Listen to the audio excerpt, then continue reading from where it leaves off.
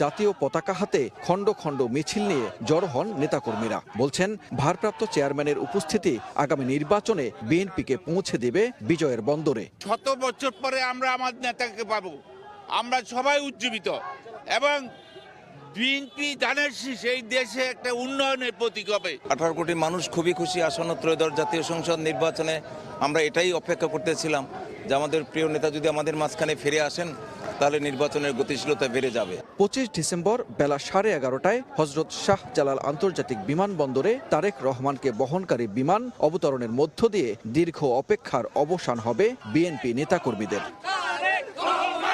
প্রস্তুত মঞ্চ, প্রস্তুত নেতাকর্মীরা, যারা তীর্থের কাকের মতো অপেক্ষা করেছেন দীর্ঘ 17টি বছর।